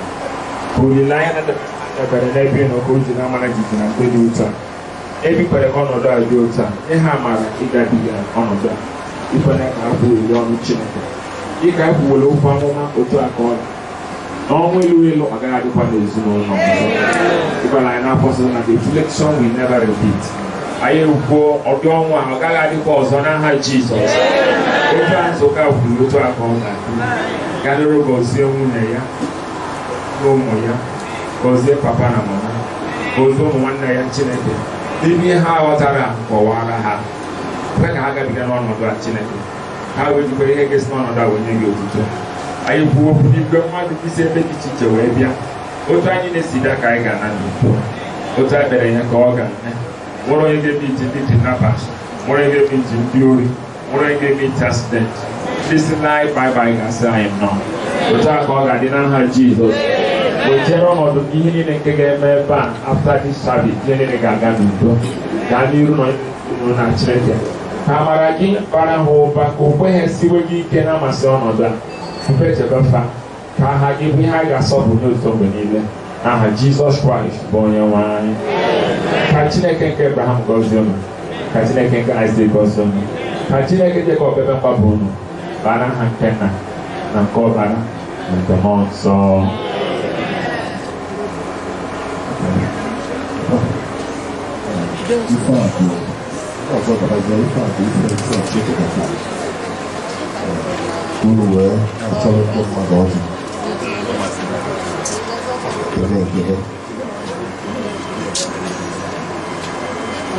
What the Messiah?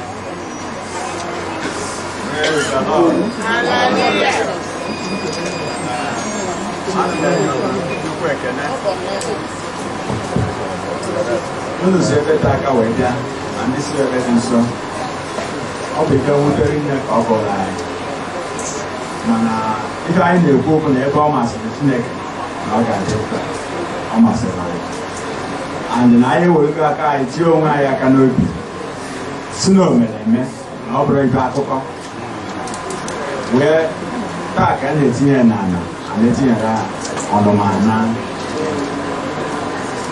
ana m ekele Chineke na mụ jide nwunye ya na nwunye m wee lụọ taa na ọ ya dị mma site taa akara mgbe na-asị na ụkwụ n'utu bịa onye eji na-aka mma venerable daalụ nne unu rapụ ibe a na-eme si Enugu ya ga-eme ndị St. Paul ekene m ọbara na-eze bi ebe a chiego afọ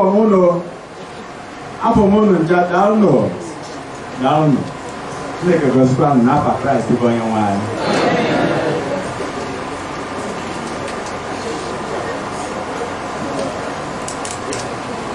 Thank you very much. Before Engineer Uzo Ejiofo, wherever of Ayaka, you are highly welcome, sir. God bless you. Because I need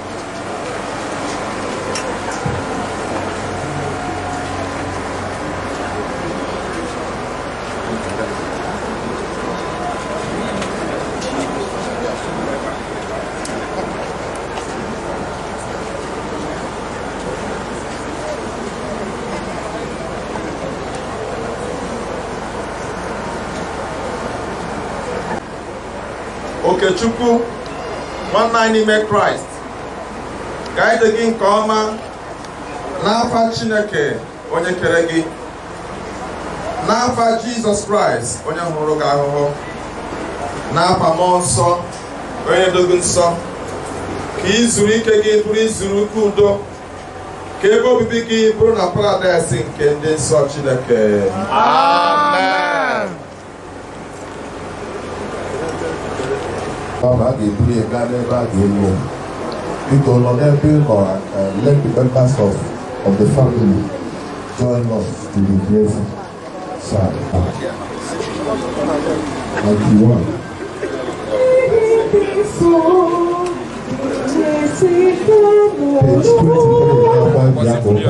Page 23 after 91.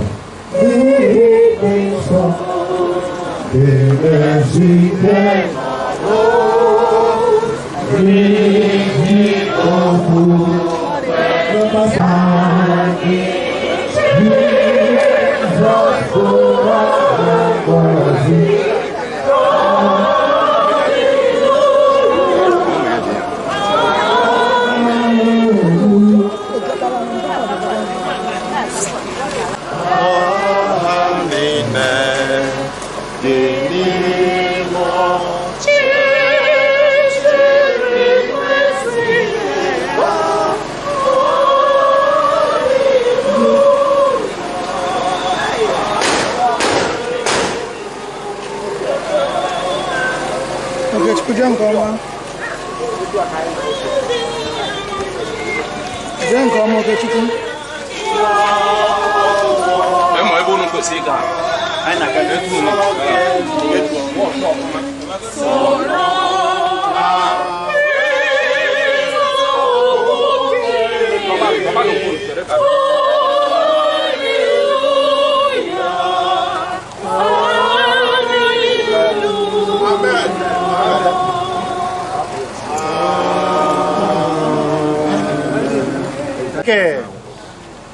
onye atọwara ọkpara gị Jizọs Kraịst n'ili gọzie ili nke anyị na-arịọ gị ka ọ bụrụ ebe izuru ike nke arụ nwanne anyị nwoke Okechukwu ruo na mbilite nke ndị nsọ n'ụbọchị ikpeazụ daa n'afa nke Nna na nke Ọkpara na nke Mmụọ Nsọ.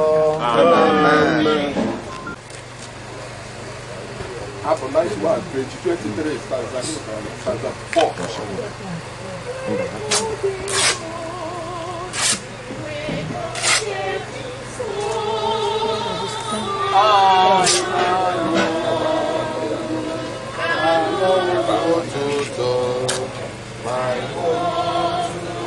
Leave me, I do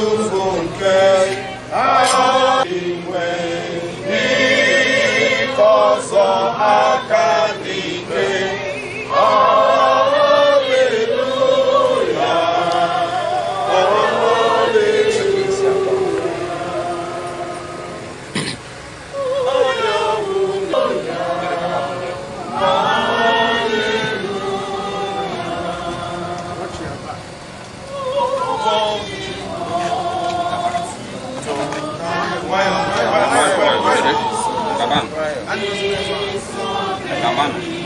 Butu. Mabelen na free found ala batiam. Chere puta, chere.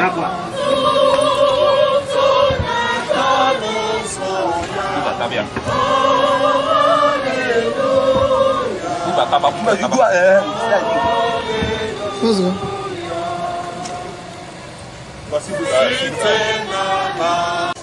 Okay, we can go the other side. Yeah, Brian. Go on, balance here for my Oga. Listen. I am just so good smart, it was smart. All the wrong way was done. Stop all you sama. Open it up on the bar. Why are not your tabac small side? Release that one, release that. Why? Breaking a force. Okay. Doctor. Maya geya. Ya pasa nemo. Ona kali yangu. Okay.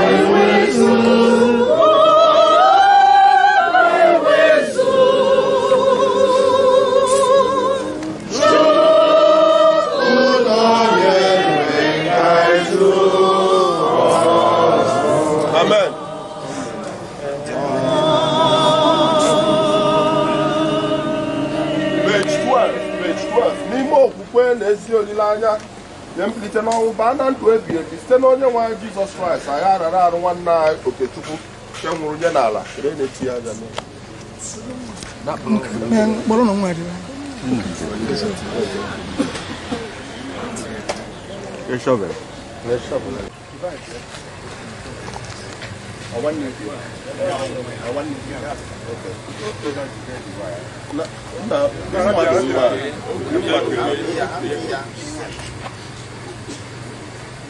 Okay, aja lara aja. Ntụ lara ntụ. Uzuzu lara uzuzu. Ka Chineke were amara ya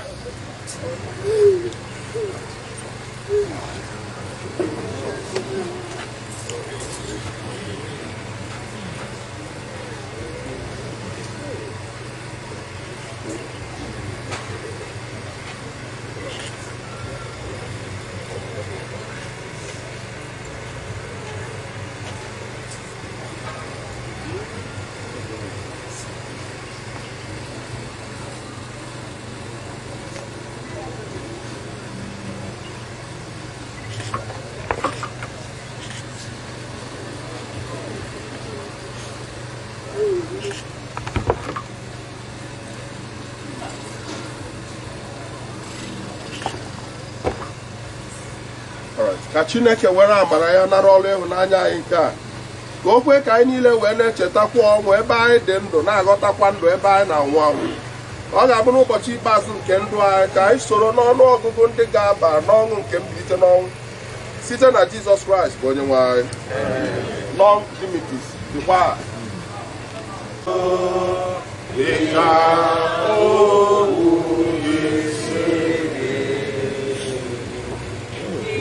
Nada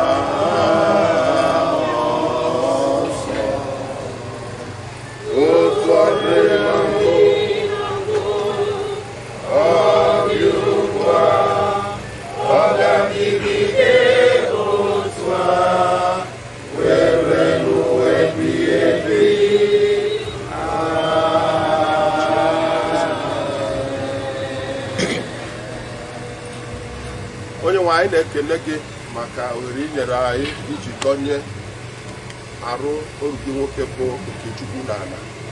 Anyị na-ayọ n'ife ndị ọzọ a ga-eme n'ebe a n'ụbọchị taa na ị ga-ewere ọnọdụ karịsịa ndị si esi wee bịa na ị ga-edu na ha n'udo n'afọ nke Nna na nke Ọbara na nke Mmụọ Nsọ.